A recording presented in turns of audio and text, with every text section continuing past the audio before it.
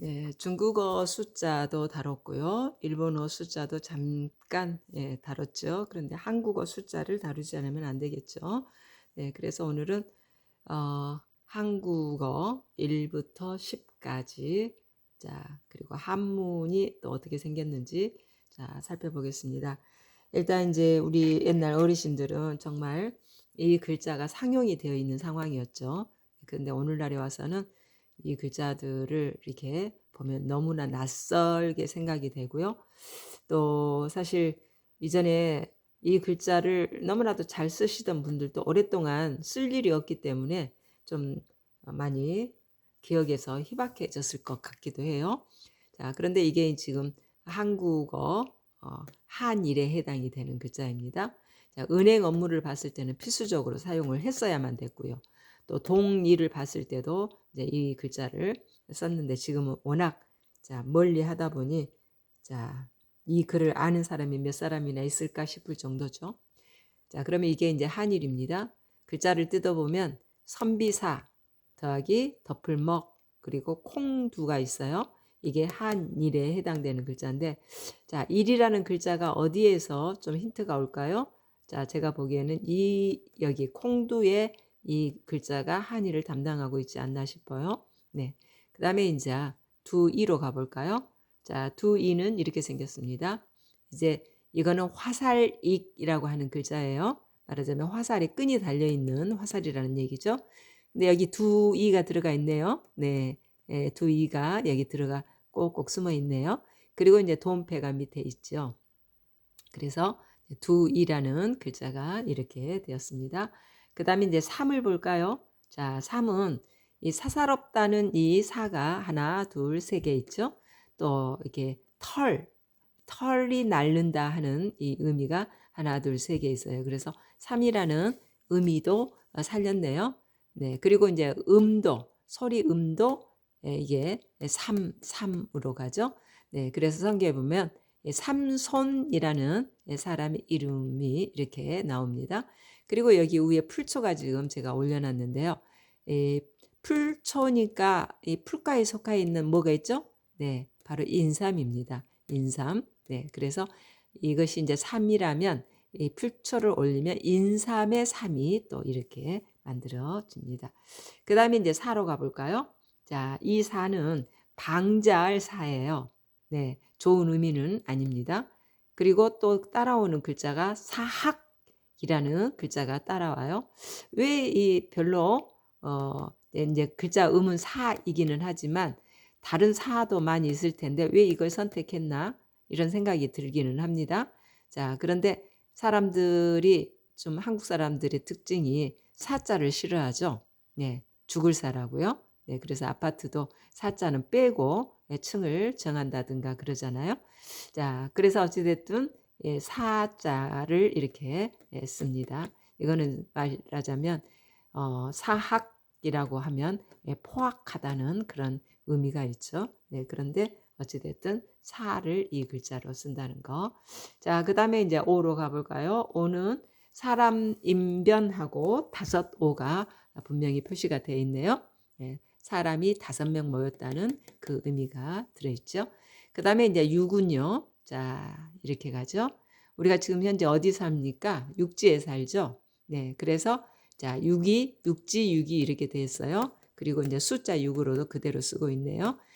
그러면 글자를 뜯어보면 이 윗부분에 이게 바로 버섯녹이거든요.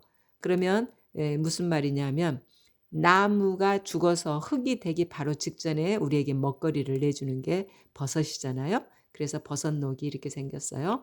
그리고 나서 이제 시간이 지나면서 그게 흙으로 변하죠. 그런 과정이 계속되어서 흙이 쌓이고 쌓인다는 얘기예요. 쌓이다 보니 언덕도 만들어지겠죠. 해서 육지 6인데 숫자 6으로 쓰고 있습니다. 그 다음에 이제 7자는요. 이 속에 7이 들어가 있네요. 네, 그런데 이 밑에 있는 이 글자의 변형이랍니다. 말하자면 이게 옷칠이거든요. 옷칠. 네, 그래서 옷나무에다가 물수를 보태서 옷을 칠한다 이런 얘기인데 바로 이 글자와 이 글자는 이제 맞먹는 글자랍니다. 소리 음이 같죠? 칠자, 칠자. 그리고 여기에 이제 다로를 붙으면 우리의 이 무릎슬이 되는 글자이기도 합니다. 자, 그러면 이제 다음은 팔입니다. 자, 팔은 자, 나눈다는 그런 의미가 있죠. 네. 그래서 찢어서 나누고 깨트려서 나눈다는 그런 의미가 있습니다. 그러면 이제 찢으려면 손이 들어가야 되겠죠. 네. 그래서 손으로 찢는다. 손으로 찢어서 뭘 한다? 구별한다. 네. 나누어서 구별한다는 그 의미가 있죠. 그래서 이게 이제 구별의 별도 되고요. 이별의 별도 됩니다. 네. 그래서 입과 힘을 함부로 쓰면 칼로 베이는 것처럼 이별하게 된다라는 이 별이라는 글자를 우리가 사용했었죠. 그래서 이 글자를 가지고 팔로 쓰고 있네요. 그 다음에 이제 구를 보면 자, 왕이 아닙니다. 옥이에요. 옥하고 침구가 만난 거예요. 침. 사람이 침을 맞고 있는 상황이에요. 그래서 사람이 침을 주사 맞듯이 하는 거 아니죠? 침을 꽂아 놓으면 오랫동안 좀 기다리죠. 그래서 오래될 구이기도 해요. 네, 그래서 침구자가 구자하고 발음이 같죠. 그래서 이걸 이제 구로 씁니다.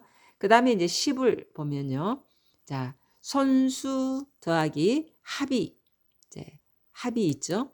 자, 그러면 이거는 한쪽 손은 다섯이죠. 또 한쪽 손을 다섯을 갖다가 딱 합치면 10이 되겠죠. 네, 그래서 10으로 쓰고 있습니다. 근데 이 글자 세상에서 이 글자는 뭔가를 줍는다 할 때 쓰거든요. 예를 들어서 이삭이라든가 먹거리를 줍는다는 거, 나뭇가지를 줍는다는 거 성경에 참 많이 나오는 글자예요. 그래서 이것이 줍는다, 습이에요. 습, 줄, 습. 예, 그래서 이제 습득하면 말이 되죠. 그런데 이걸 가지고 이제 습으로 쓰고 있습니다. 10으로 쓰고 있네요. 자, 그렇습니다. 1부터 10까지 그 이전 우리 어르신들이 자, 썼던 글자를 쭉 보여드렸습니다. 1부터 10까지의 글자였습니다.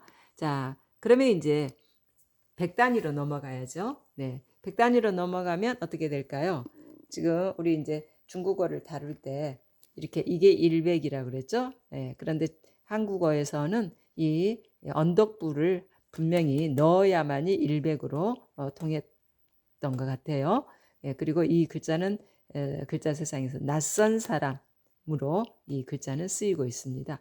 그 다음에 이제 천도 마찬가지죠. 네, 밭두럭이라는 의미는 있어요. 그런데 역시 천에다가 이제 언덕부를 붙여야만이 이제 천으로 인정을 합니다. 자, 그 다음에 만이라는 글자는 자, 중국어나 한글이나 한국에서 쓰는 숫자나 똑같이 가네요. 그 다음에 이도 그렇고요. 네, 그래서 사람 인변 더하기 뜻 이의가 붙어서 억을 만들어내네요. 그 다음에 조 그리고 경 이렇게 됩니다. 자, 조경은 글자 세상에서도 많이 쓰이고 있는 글자죠. 자, 이렇게 해서 사실 이제 한국어 우리 어르신들이 썼던 그런 1, 2, 3, 4를 알아보니까 참 어렵죠. 네. 그런데 이제 이렇게 어려웠기 때문에 우리 옛날 어르신들이 이제 자녀가